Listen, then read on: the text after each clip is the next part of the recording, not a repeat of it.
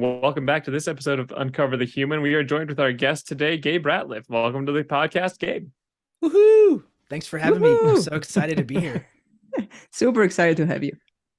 Yeah, we're Having glad to fun. have you on. So we love starting here. What's your story? What brought you here?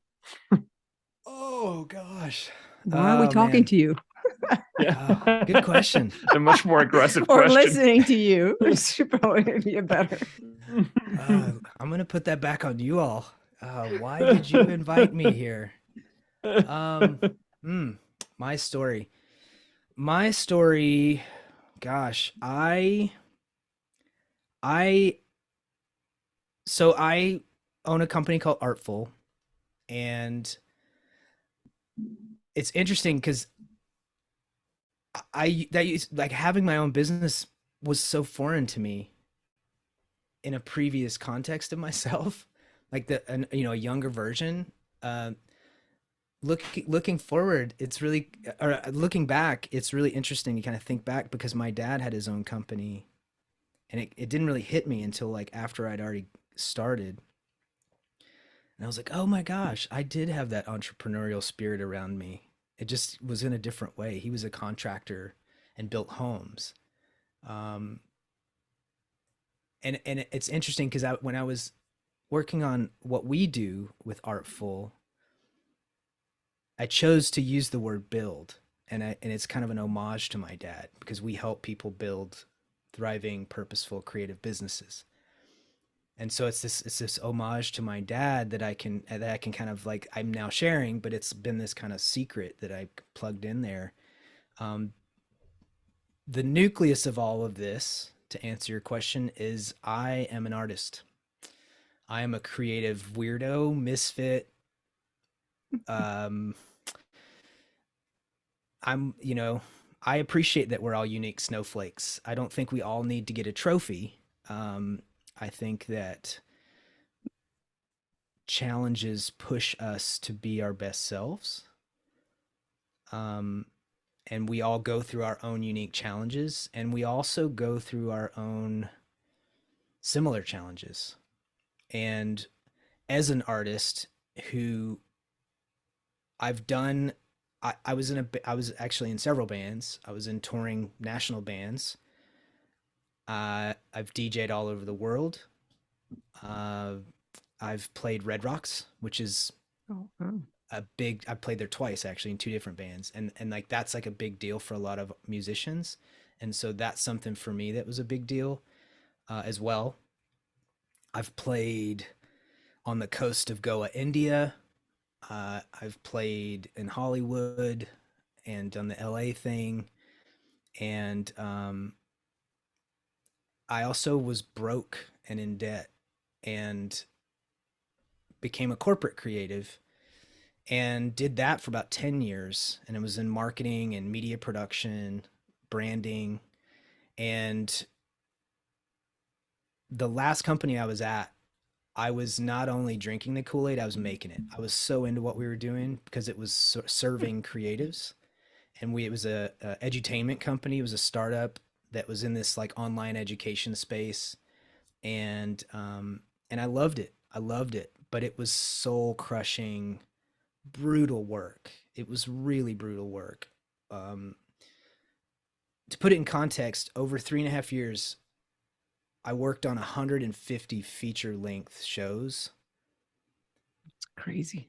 and it's crazy. We were on a 22-day schedule from wrap of the shoot to marketing out live, which is in the video world is, I mean, it's unheard of. Like films don't, unless it's an indie film and it's, small crew, like that just doesn't happen. Um, and it was crazy. It was such an assembly line, and it really and there are several of us we've had conversations since this job that were traumatized. Like we had PTSD from this, and it Mm. actually like tweaked our connection to like our passion. And so that's been part of my journey. And so when I come back to what I was saying about like the similarities that we have, once I left that, I asked my partner, I was like, hey, give me a minute. I got to sit with this. And I was like, let me do some soul searching, and I started to go through this, um, really deep searching around. Do I want to keep working for somebody else's dream, or do I want to start to get serious about what I want to bring to the world and the legacy I want to leave? And one of the things I did was a Tibetan death meditation. It's actually a death and a rebirth meditation. Wow. Uh, that afternoon, I'm weeping in tears, furiously scribbling in my journal as I'm doing this meditation. And at the end of it, I'm like texting these like 3 lines of like the 3 things I want my partner to know if we never saw each other again. Like that's part of the exercise as you've had this rebirth. And when I came out of it, I was like, I want to help creatives. I want to, the starving artist is such a dilemma. It's an epidemic for a long time, and it's enabled, and a lot of times we enable it ourselves. And it's not uncommon to a lot of people, right? I mean, like so many people don't feel worthy. They don't feel like they're enough, and it's not Mhm. just focused on creatives, but it is very rampant for creatives, and they also don't like to sell. And a lot of creatives are introverts. A lot of creatives have ADHD. And a lot of this stuff is coming out more and more and more, like all of these similarities that we share. And so, to wrap up answering your question, um, I went from being an artist, musician, doing the touring thing, but realizing it wasn't sustainable as an adult. In the context, I did the DIY thing for 7 years, did 10 years at least of corporate, gave that a shot. And then I said, you know what? I'm going to go off and do my own. And my partner honored that. And here we are 6 years later, still going. What shifted was I was just doing the freelancer thing. I was doing media production, photography, video, all that stuff. What I had been doing, and design, all of those things that I had been doing in the corporate world. But I realized like I'm just doing more client work. I'm not really leaving that legacy that came up for me when I did that meditation, and was like, no, I really want to make an impact. I don't want to just phone it in and just basically have my own gig and not work for somebody else, but just keep doing work that's not fulfilling. Doesn't There's not a purpose.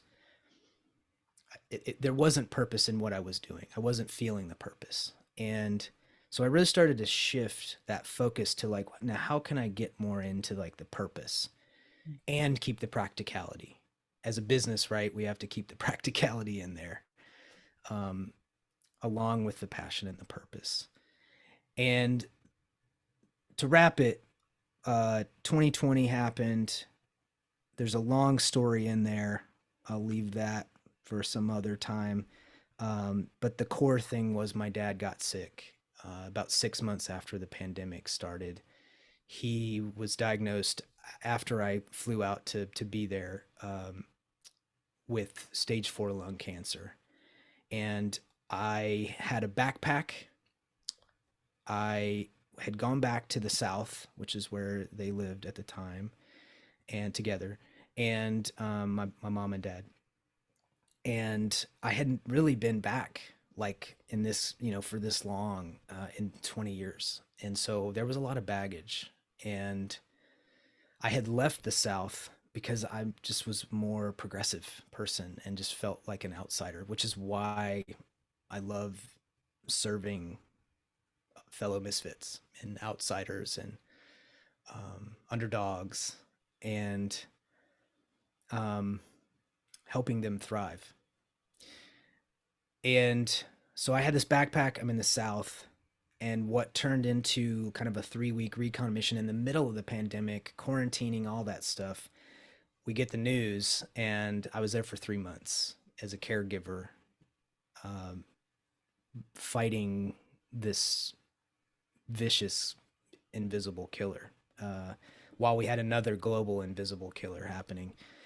And I was away from my wife.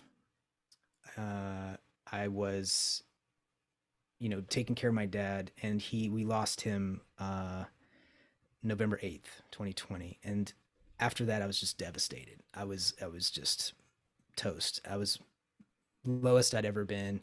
It really hit me hard.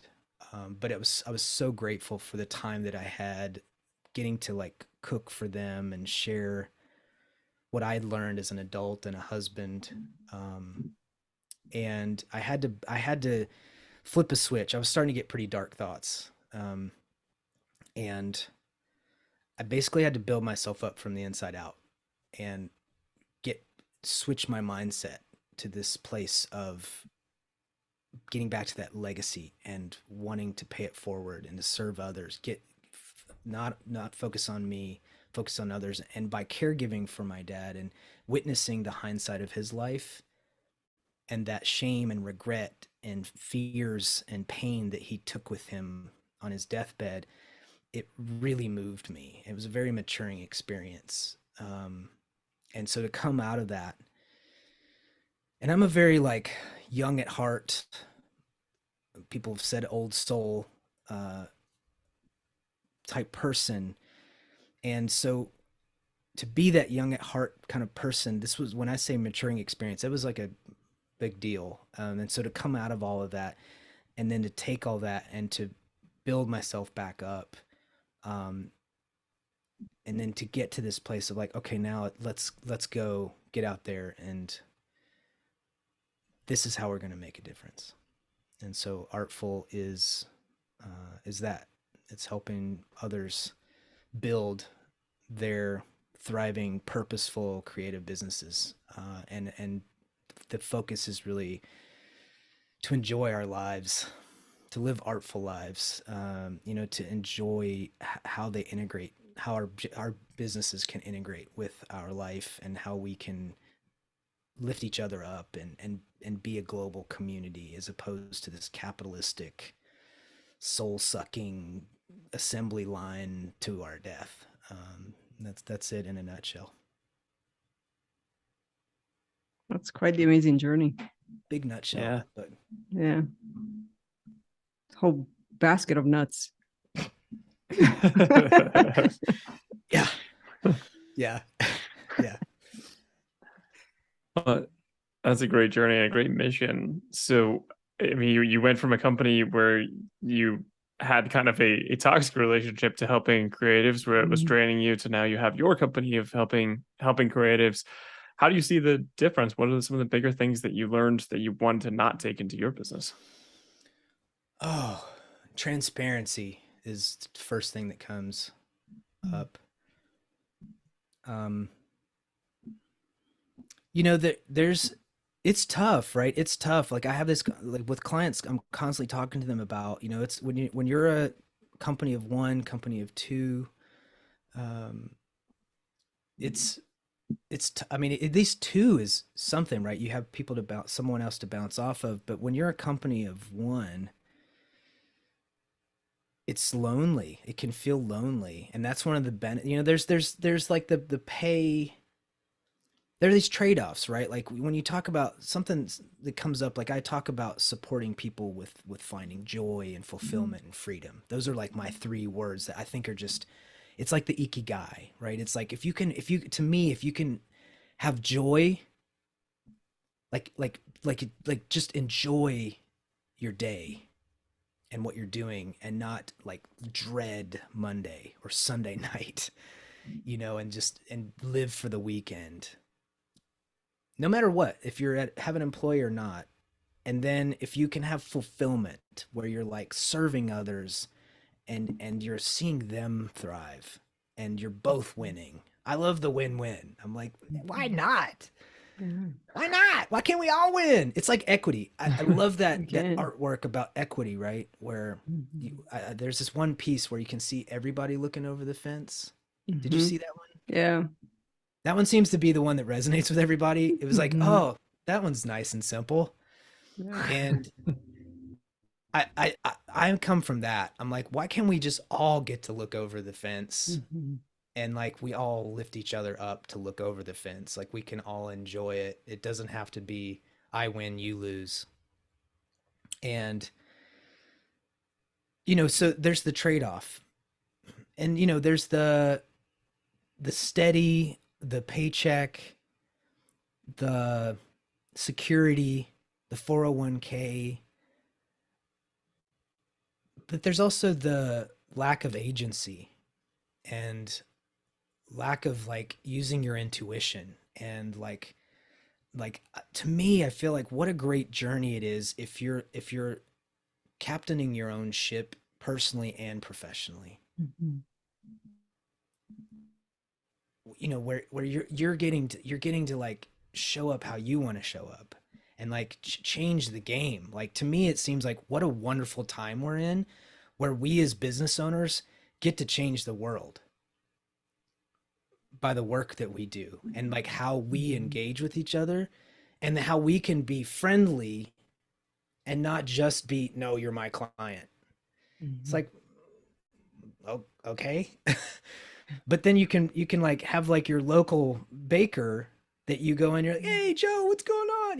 And you can have that kind of friendly thing. But like your clients, you have to be like, no, we're going to do a presentation. I'm going to show you this deck. I've been working on this deck for 2 weeks. It's been vetted by 17 people, and it's gone around. We vote by committee here, like all that stuff, right? Yeah. And it's like, okay, that worked, I guess. And we can innovate, we can change, and we yes, there's still business. But when you have your own agency and you can say, okay, this is how I want to run my business, and it's tough, right? It's harder work. You have to sell, which is part of what Mhm. I work with clients around. Like but like how can you sell in a way that feels good for you because it's not selling. You're just being Mhm. you and you're working with people you're aligned with. You're being yourself and you're like, this is where I shine. These are my strengths, my superpowers, my unique abilities.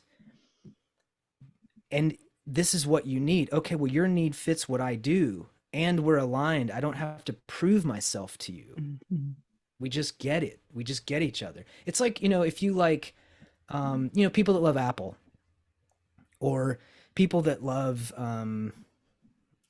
people that love Marvel, right? Marvel's a good one. A lot of people, I mean, there's always divisiveness. There's always the people that get in there and they have to get on Twitter or whatever and be like, no, this, no, that. I'm like, you're just showing your geekdom at this point. And, it's like when you look at Disney or Pixar's a great example. Pixar has movies that can touch you as an adult, that can touch you as a child. They have morals, just like comic books. And like they can allow you to feel and to like they tell great stories. They don't have to be with real people. They can be animated and like everybody can enjoy them. And when you get a Pixar movie, you're like, this is going to make me cry, it's going to make me laugh, I'm going to learn something, and I'm going to enjoy myself for a couple hours. To me, that feels like, hey, what a win. That to me is like a cool. I don't know what the behind the scenes is, right? I don't know Mhm. what the team is like. Like if they're like, yes, I love this job, or if they're like, please kill me. I've been designing a blade pass for weeks. Probably both. I've heard stories. Yeah, I don't want to bash. I've heard stories, and it takes work to do these. And I Mhm. and I think this is coming back to what I was saying about change by being things like transparency. As I started to answer your question, like transparency, being vulnerable is the second, right? Being vulnerable, I think, is massive to be a smaller business.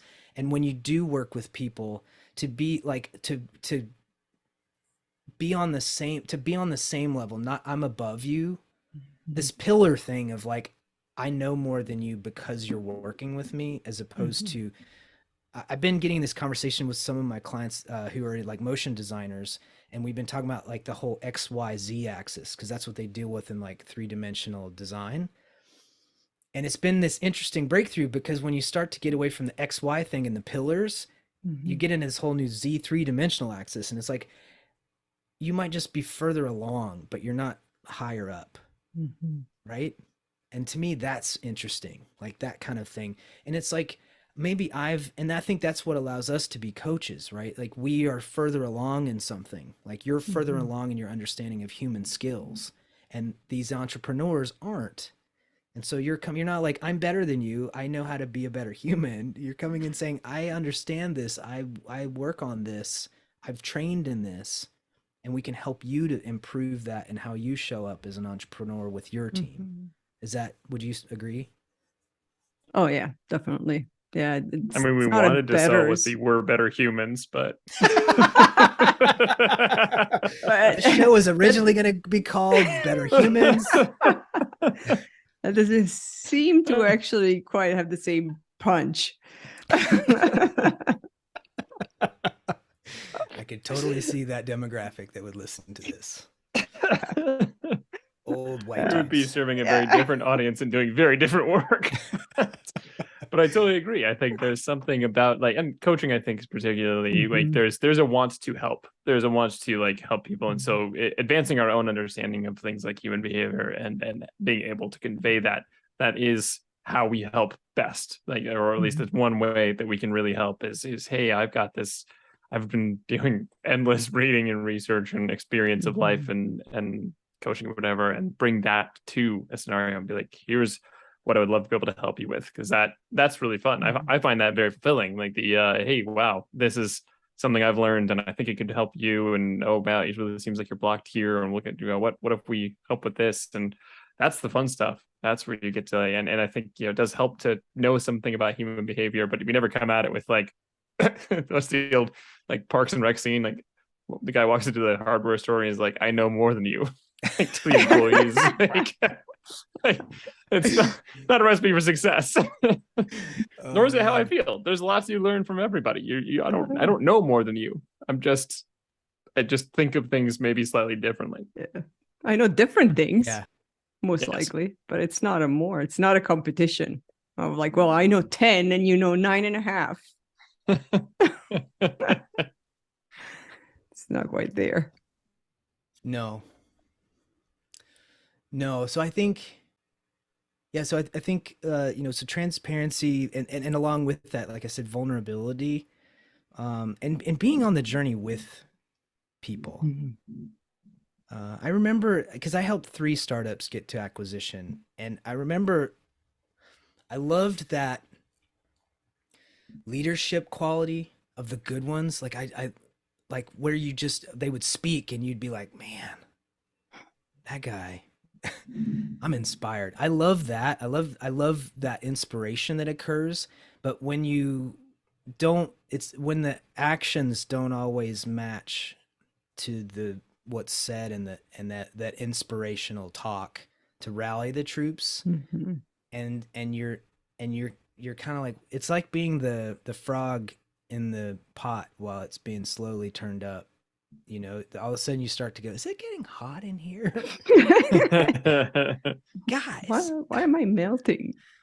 why why am I in such bad shape, and I like have no energy on the weekend, and I keep missing dinners with family, and I had a friend who had carpal tunnel like really bad because we shot so much. Like he was constantly holding this camera so much, um, that he ended up like injuring his body, affecting his body at a really young age. Like he was like too young to be really dealing with that. It's like those things when you start to go, I don't know if it's supposed to be, and it's like, I don't know if it's supposed to be like that. uh, and it's like when I talk about like making the Kool-Aid, I mean, when you have that with employees, that's fire. And that can also fire burns, right? So like you gotta watch it. You gotta watch it. And it doesn't matter if you've got kombucha on tap. It doesn't matter when it comes down to it. Like that's what I felt like the pandemic helped teach us, was like what really matters. And it's like I was saying before, like that's one of the things about having, being an employee versus being an entrepreneur or a company of 1 or 2, is that you got these trade-offs, and you can appreciate those securities and those amenities and all that stuff. But when it comes down to it, what really matters is, family, shelter, water, food, right? Like all those things that we got real serious about. And Toilet paper. I wasn't gonna go there. Very serious. I wasn't gonna go there. Yeah, that was a thing.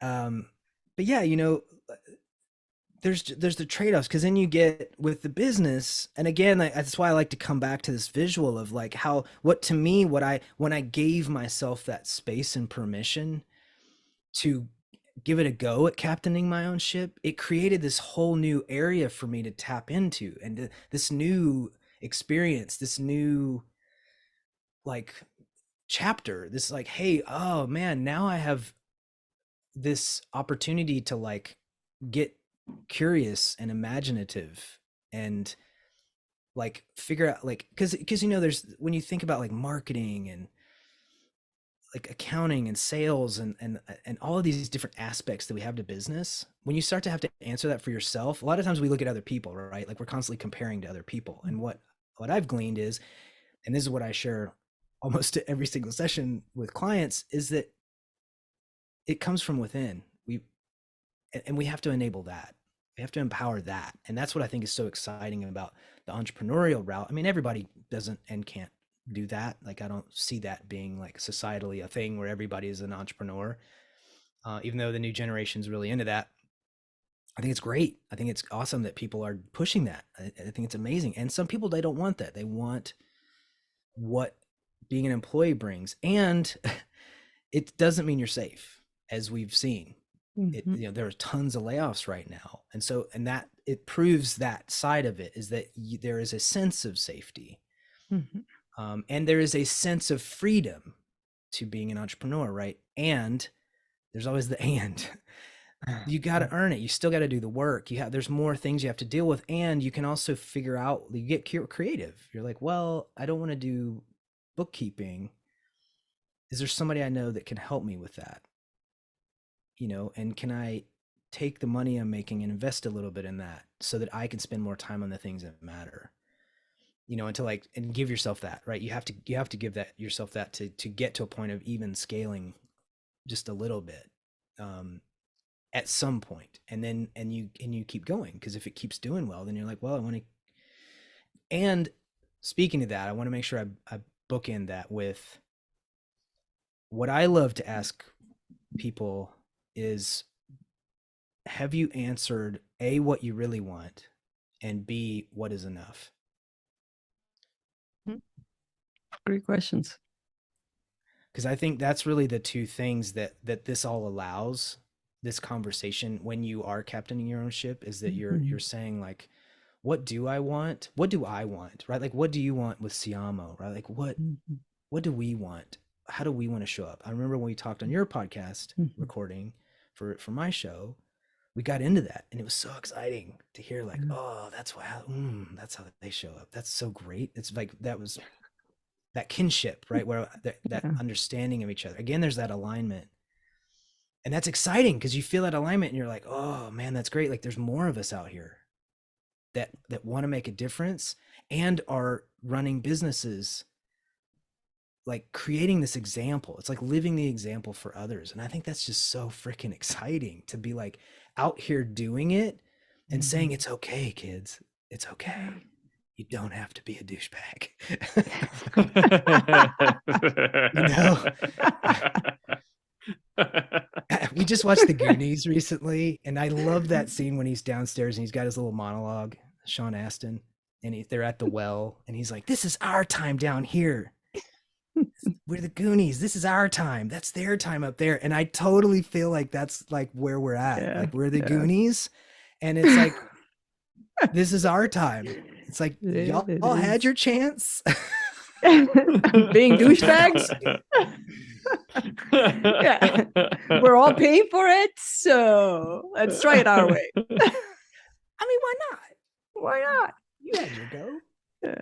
I love the fact that you talk about giving yourself permission, because I find that that's definitely a big piece that we have found after putting ourselves out there, being in the arena, and then coming back and reflecting to what changed, like what fueled doing what you do and how you do it. And it was like, we give ourselves permissions. And so stop waiting for somebody else to call us to buy, what we buy, what we sell, to give us permission to speak up, to stand for our truths, to understand our values, to value us. Like, we had to value ourselves before anybody else could value us. Mm. Mm. I was thinking about that when you're talking about creatives doing selling as well, Gabe, because it is so much of a feeling of worth. Like, am I worth asking about this? And that's a personal question. We feel like it's external. We feel like the world will validate or invalidate our feeling of worth on that. But ultimately, it's our choice to decide that is worthwhile. And sometimes it feels like giving ourselves permission, and sometimes it feels like just getting out of our own way. Oh gosh, preach to me, brother. I mean, those are both such great, powerful comments, right? Like because that comes up constantly, especially with creative business owners, because you're dealing with because you have to give yourself permission and you have to find your own value, and they're constantly in the feed comparing to other, like seeing all these other amazing people. And we all know, like, oh, you're seeing all the best selves of everybody, right? Like, you're seeing all this great stuff, and people are starting to show more behind the scenes. I'm starting to see that shift, which is great. Not everybody, but some more people are starting to do that, which I'll call myself out. Like, I don't always do that either. I mean, there's that vulnerability, like there's like this fine line, right? Because you're like, well, I don't want to show too much, because I also want to, like, it's like you want to plant the seeds, but you also want to come across with credibility, especially when you're coaching and stuff, right? And advising people, you're like, well, I don't want to come off as like a complete noob. And I'm going to drop it, authenticity. There's this authenticity that, it's that vulnerability of saying, like, this is where I'm at in my journey, and I'm still going to support you wherever you're at in your journey. And that's the thing I love about this work. And that was the shift for me. Coming back to my story, the connecting of the dots for me was, oh my gosh, I've already been helping people. I've gone on my own journey. I've had these experiences of being the touring musician and the DIYer, struggling so hard, spending all the money. I mean, I had, like, pushed away friends. We were practicing 5+ days a week, working so hard on our albums and everything. And then to, like, realize, like, I have to, get out of debt, and I have to make a living. I have to be an adult. I don't want to, and I have to. And, and that was tough. And to finally, like, make it, and then to do the corporate thing, and then start doing it on my own, and then to have that journey, and now to be able to pay that forward to people and be like, I've been there, I got you, right? I got you wherever you've been. I'm a creative. I have attention issues. I am also very introverted. I also, all of these things. I got you. I see you. I hear you. I understand your plight. I was just helping a client this morning for our session develop his process as a home baker. And he was like, I've been trying to figure this out for weeks. I mean, it was like a tornado. Like, I'm, like, furiously taking notes about, like, how the week goes. And I was like, because he's also a dad and a husband, and, like, juggling that too. And that's the whole thing about the Create Your Artful Life, is, like, I want this to integrate. Like, you should enjoy this. Like, enjoy this life. Holy shit. Why do we have to, like, kill ourselves and just, like, look forward to Friday and Saturday, and then just weep when Sunday comes and you're like, I gotta go back to work? Sounds like my son in school. Right? Which, that's when it starts, right? That's when it starts. Because there's not this, like, ability to engage in this way that supports that permission.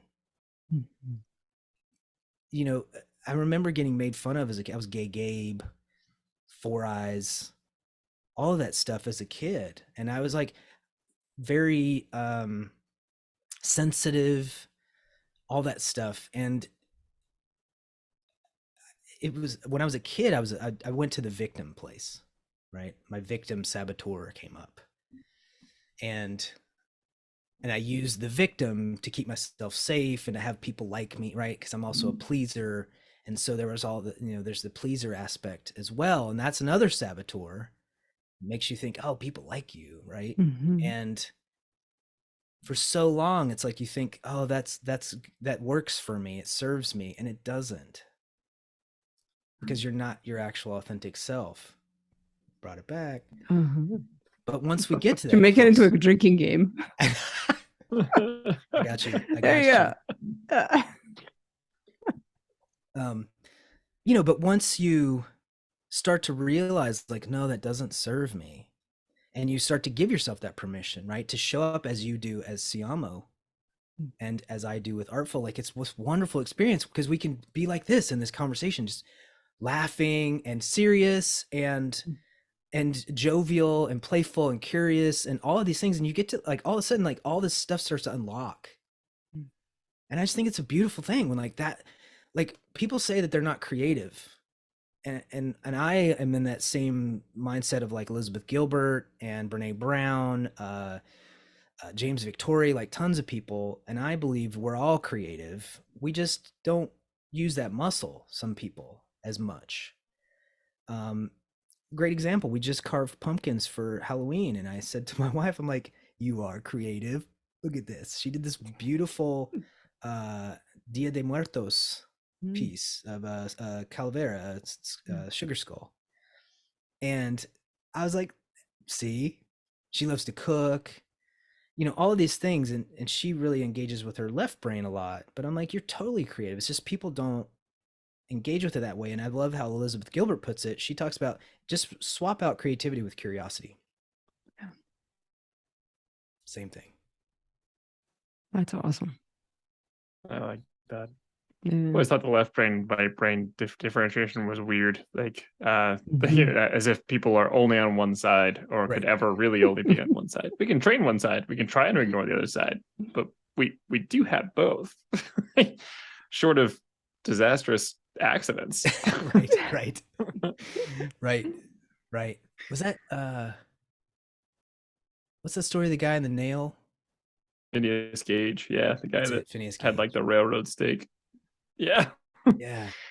Took out his frontal lobe. That's where we realized that personality was stored in the frontal lobe. Yeah. Phineas Gage, right. I was thinking Punch and Judy. I was like, no, that's not right. I'm glad that you touched on vulnerability as what ends up being a useful tool. I mean, I think, yeah, anybody who can listen to Brene Brown can see the use of it in life, but for business, I think sometimes it's still often treated as a taboo. And I love getting to be the example of, like, no, look, we're just going to be open about this. Like, this is how we do it. And when people, like, ask, like, yeah, okay, well, we'll give them a little bit. Yeah, we're not going to.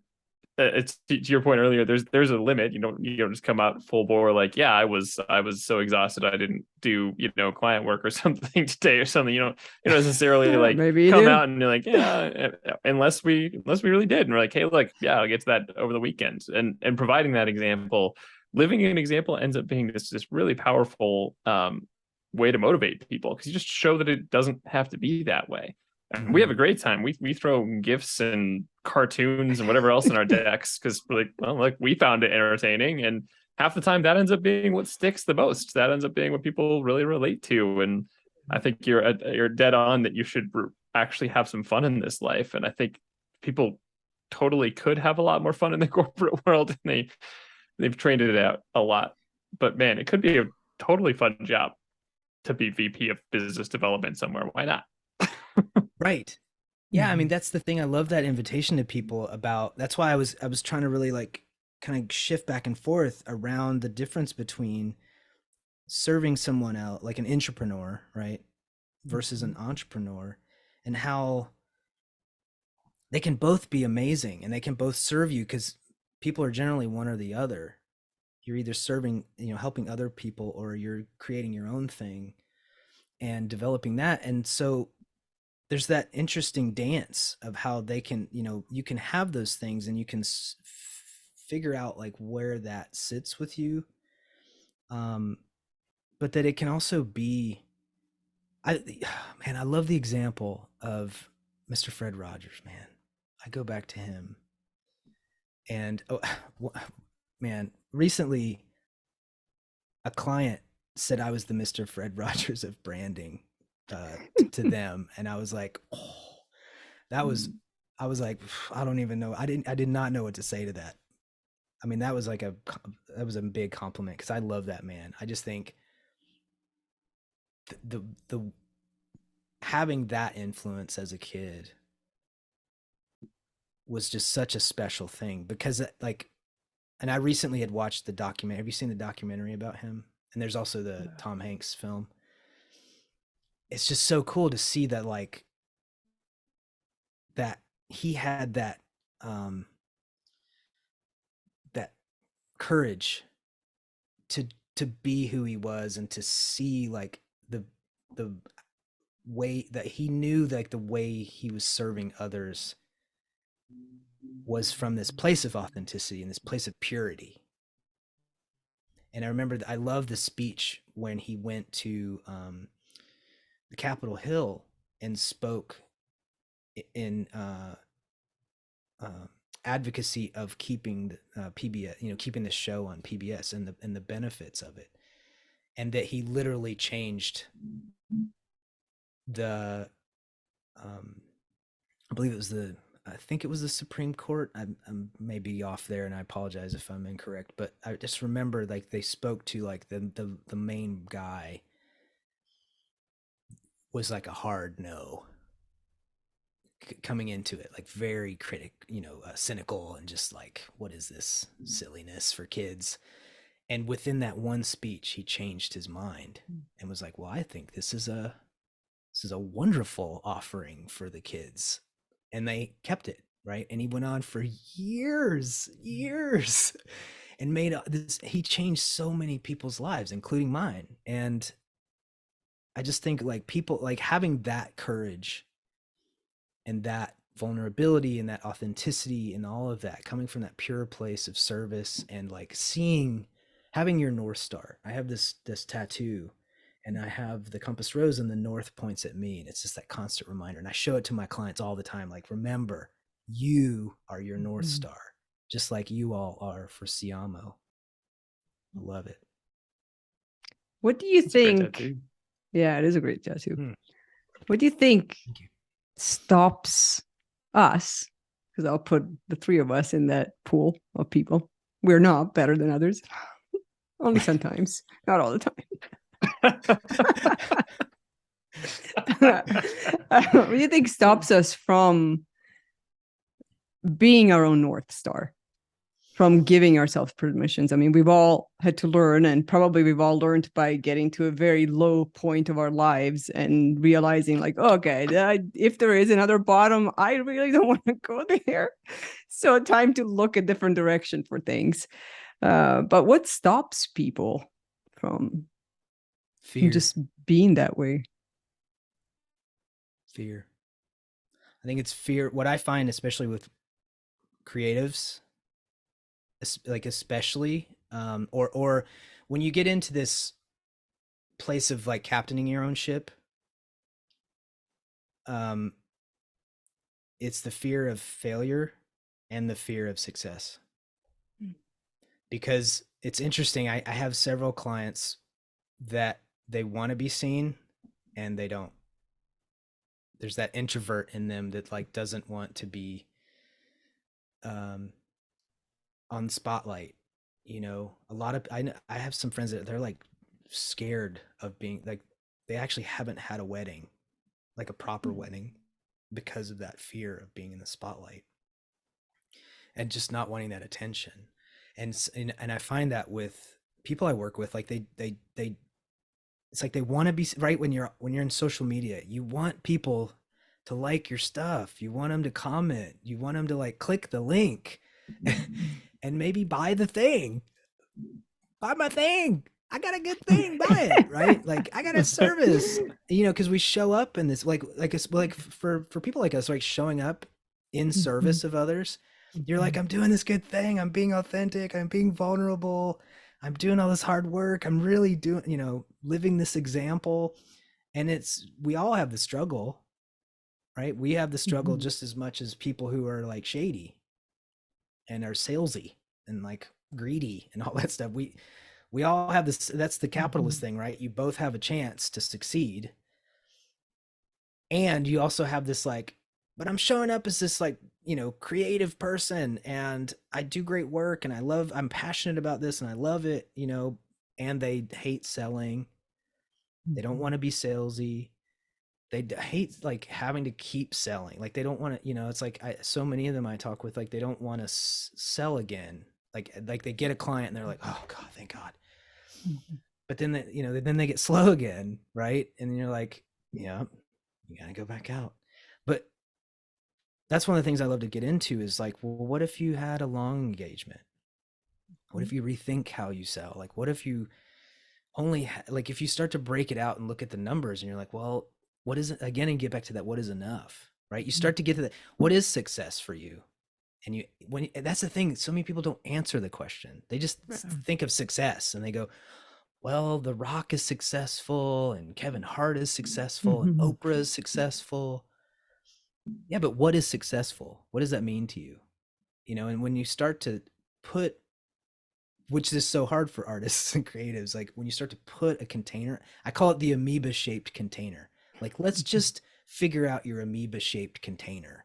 What goes in it for you? Mhm. What doesn't go in it? And then you start to get clear, and I've done this for myself, and that's where it comes from. Like, I've done this, I've had to answer these questions, and it's hard questions. And that's the thing where I think it gets interesting, right? Because you're answering it for your life personally Mhm. and for your business, and Mhm. that's where you're doubling up on this, to me, this wonderful journey when you look back at the with your own hindsight on your life and you go, look what I did. How cool is that? Right? Like, look at this example. Like, I think of like Richard Branson. So Richard Branson is somebody Mhm. to me that I think he's like lived an example. Like, rebel, but he's been super successful. He has his own island, and he's also gone to space, and he's had Virgin Records, so he's been like all over the place in the um, industry and in the market. And he's also a huge philanthropist. And so he does, all this stuff where you like Ask Richard, where he'll like on LinkedIn, where he'll like put out what he's learned over the years. He's written Mhm. books, like all this stuff. And it's like, there you go. Like that. He's not perfect, right? None of us are. Mhm. And like that, to me, like that's a great way to live an example. And it also shows to people like that's what you can do with your success. Like that's what you can do when you say like, what's next? Like what is Mhm. enough?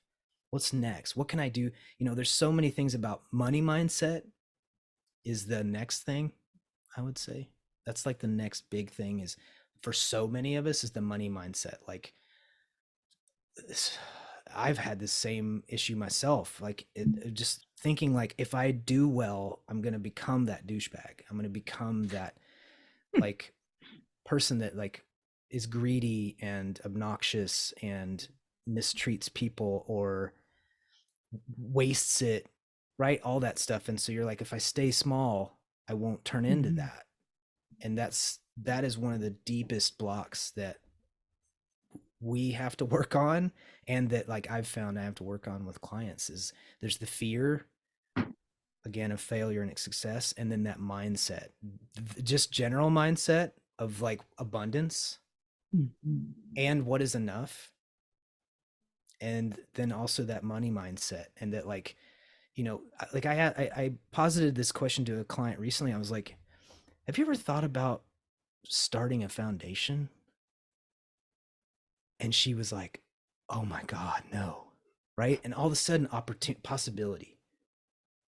opportunity to like, you know, like you think about like Bill and Melinda Gates foundation, right? And these foundations that have made this like huge achievements and like serving this society, and positing that to someone who, you know, who's already just such a champion for creatives.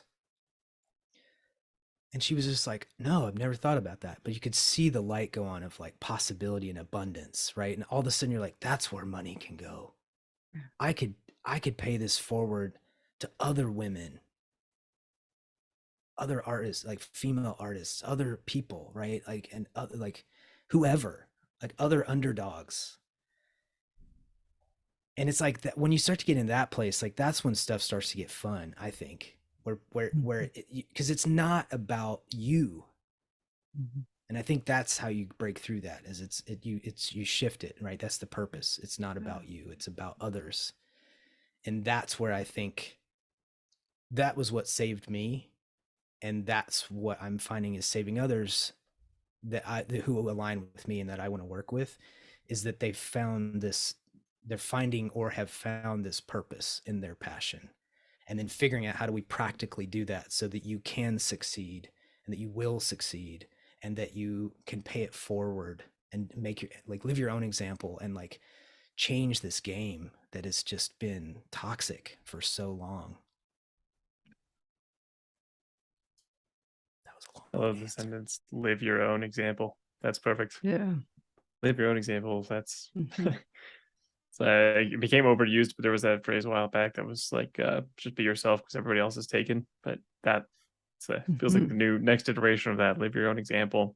Be just individual, because there is a room. And when I think about abundance, it took a while to reprogram, and I still have to remind myself constantly, but I like to continually remind myself that when I want to imagine abundance, it's about there being enough. It's not about there being surplus. It's not about there being like so much. It doesn't, yeah, you don't have to go out and earn $20 million. You could just earn enough. And it's getting clear about those numbers. Like that's something that I do often. Like we get in there and we actually, because a lot of times there isn't that part of it. It's like absent there for a lot of creatives, that whole business side of things. Even like artists, like straight up artists that do, contemporary pieces, like gallery pieces, exhibits and things. Getting into that world is fascinating because it's a different game of how you like break it down and how you look at it.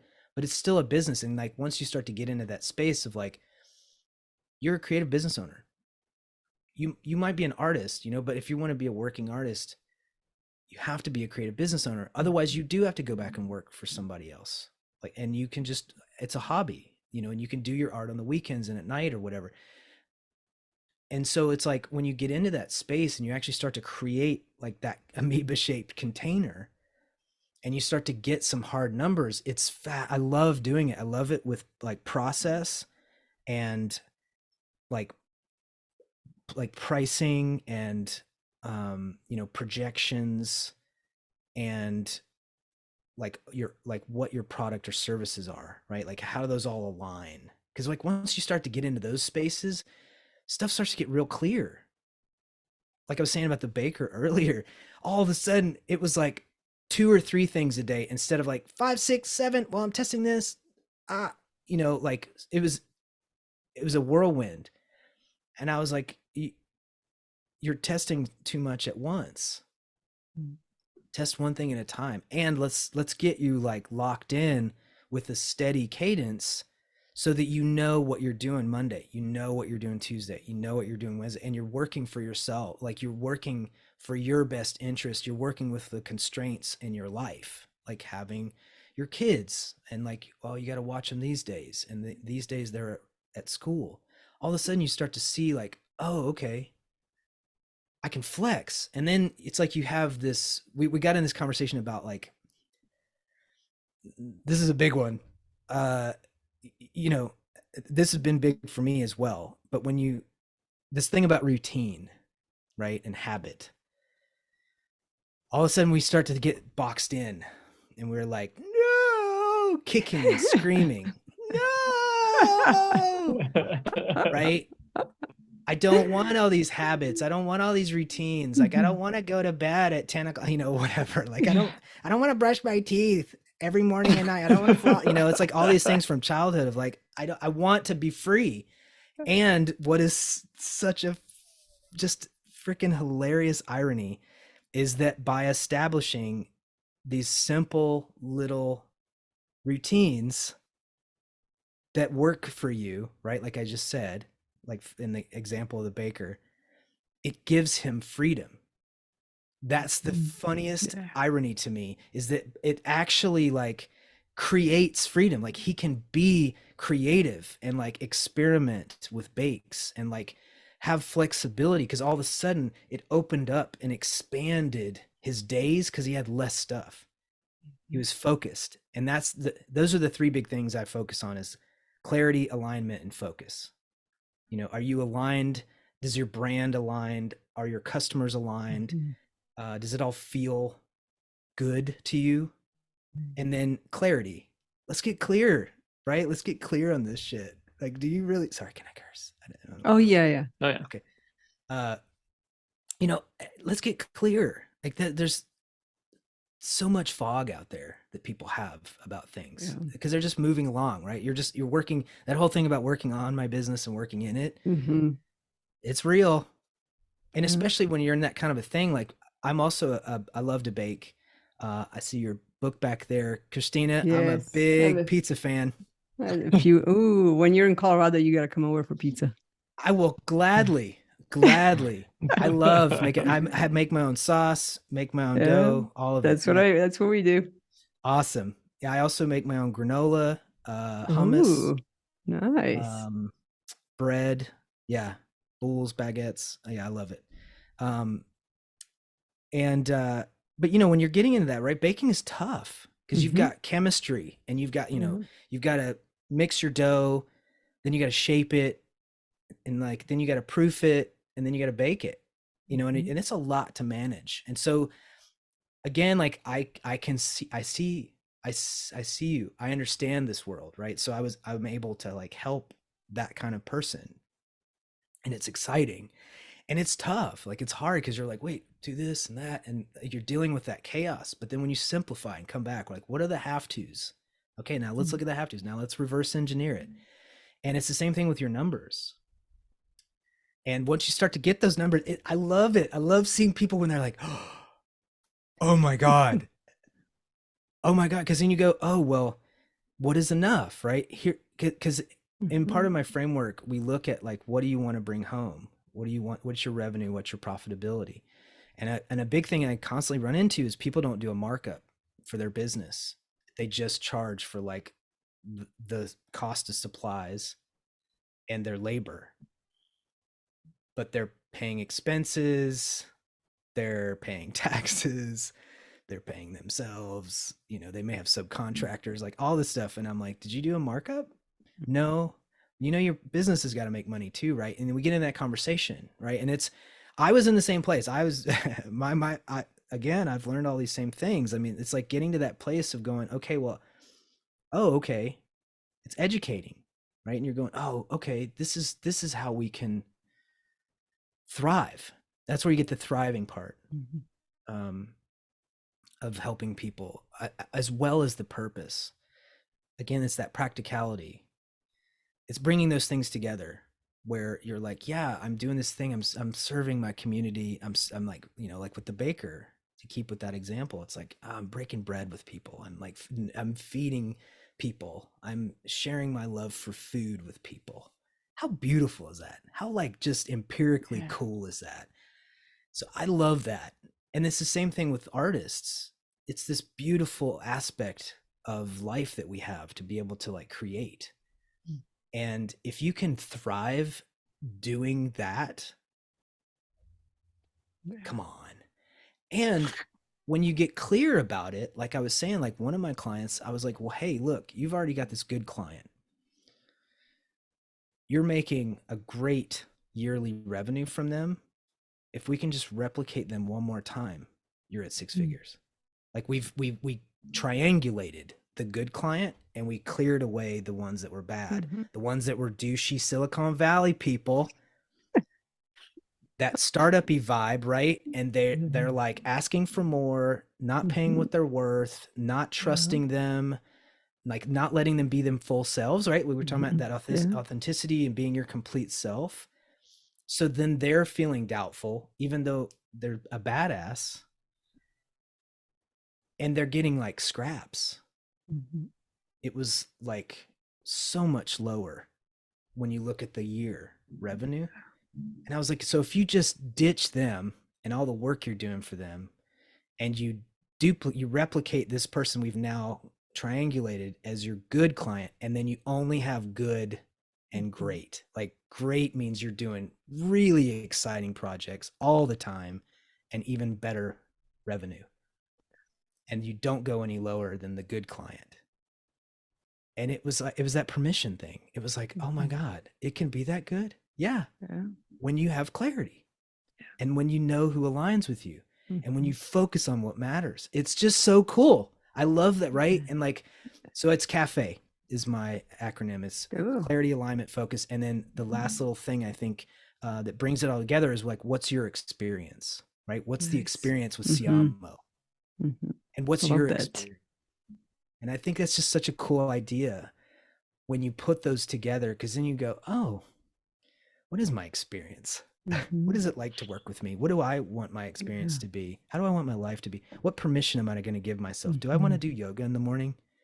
Enjoy time with my kids? You know? And like, how do I want my day to be? And when she started, that's where I think the cool, like, that permission and that captaining your own ship, that's that trade-off of you get to do that. You get to, you know, and the flip side, the dark side of that, right, is a lot of times we don't honor and celebrate our wins, and we don't honor and celebrate our time away from this thing, our baby, right? The vacations. And that's the other thing that we have to get in conversation about is like, how can you create this in a way where you're setting up for, like when we do their quarterly building blocks of getting to their year goals, where are you blocking out your vacation? Where are you blocking out time with your loved ones, right? Like, how are you integrating this into your artful life? How does this all work together? And that's what I think is so fascinating about it, because then you start to see that possibility again. They're like, wait, I can have it all. I have to work for somebody to have that. And you're like, no, not if you map it though. You have to map it out. It's your map inside, you know, and that's why I use that language a lot of like, you know, your North Star and your compass and captaining your own ship, because you're doing exactly that. Like you're mapping your route to that place, that destination that you want to get to. And I just think I'm also looking at your maps on the back. So I love this. Using the prompts. I love you. I love the phrase captain of your own ship, because it feels like that's the cycle. First you're like, I'm the captain of my own ship. Then you're like, oh, I'm the captain of my own ship. And then you're like, I'm the captain of my own ship. Headed for the iceberg. Okay. Nobody's coming to rescue me. Is that what that is?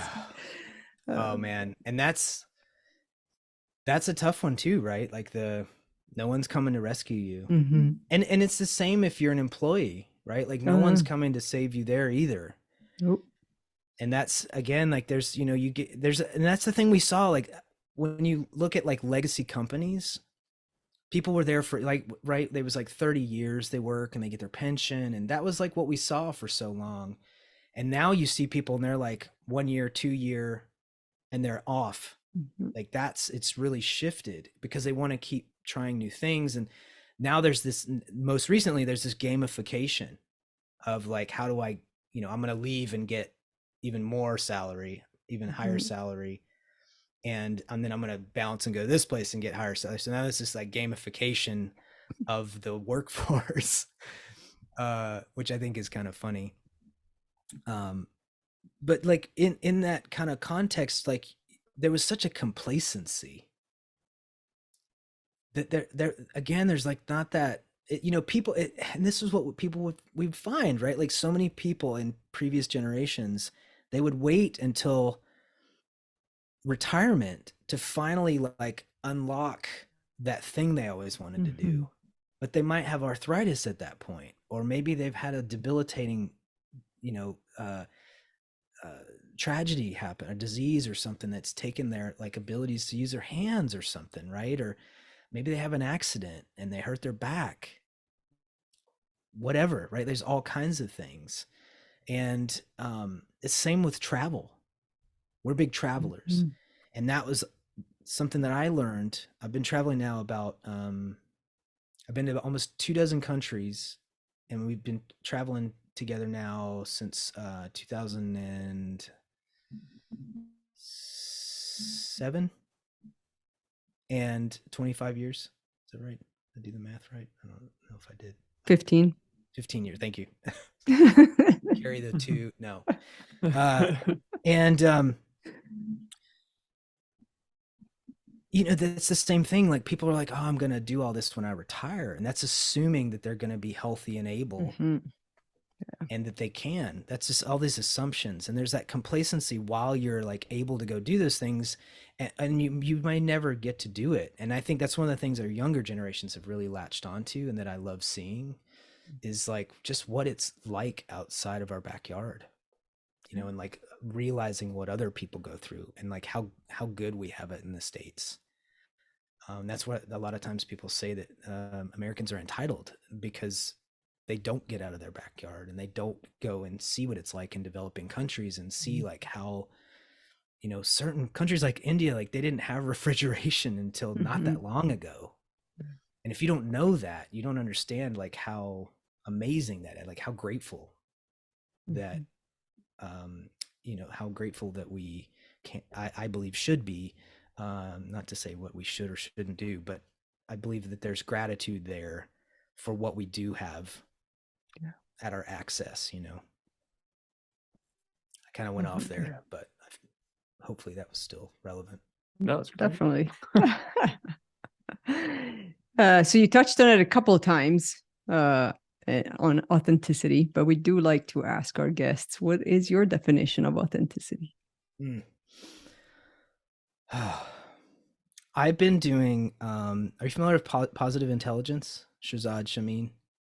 I've heard of it, yes. Heard of the idea. I've Yeah. not read into it. It's powerful stuff. My coach, one of my coaches, got me started on this work in positive intelligence, and it's this wonderful aspect of it. It actually ties into your two brains and our saboteurs, our master judge and his accomplice saboteurs, the pleaser, the hyperachiever, all these people, the restless.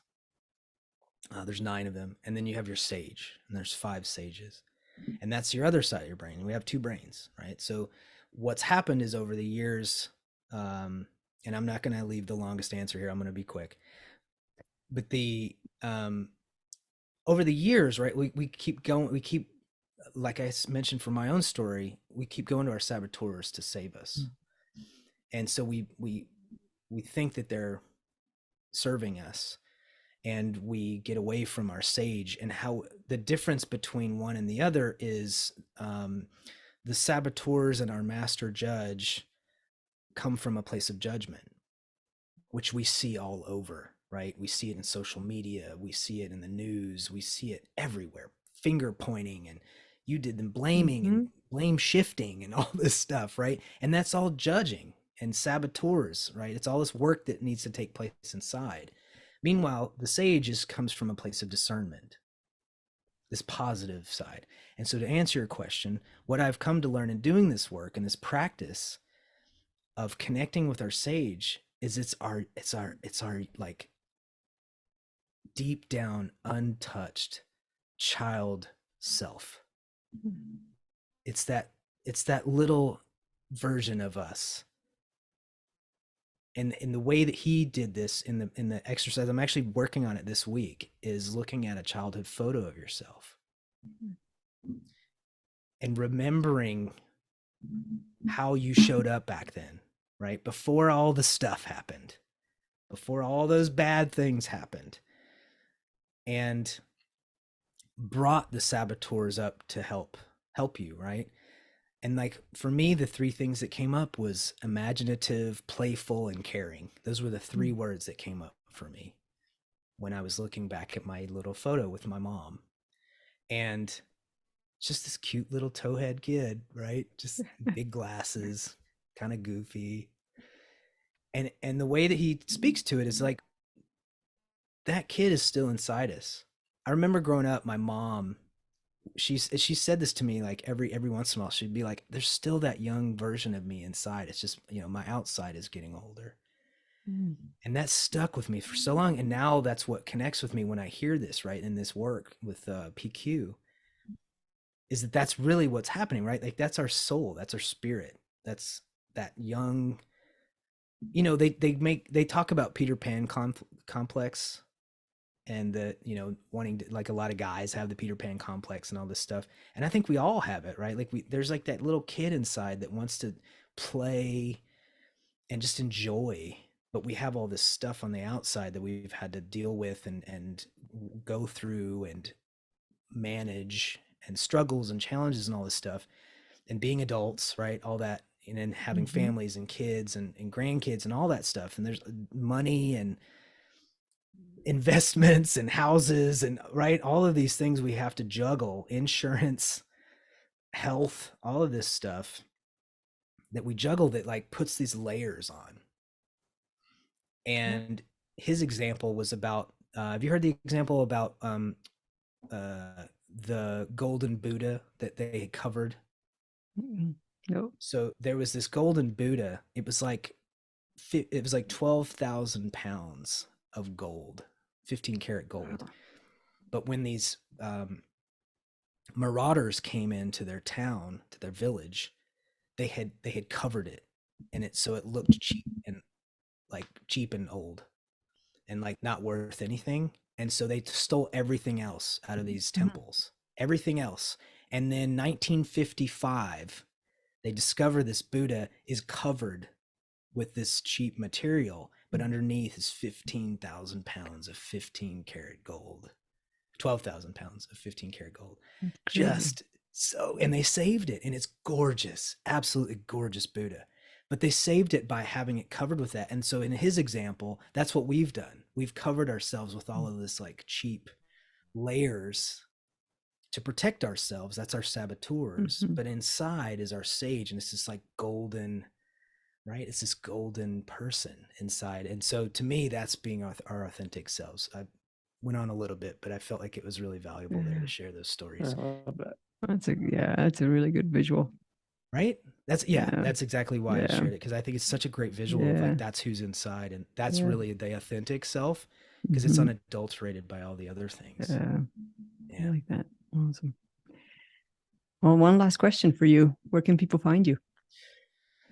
Theartful.co, TheArtful.co.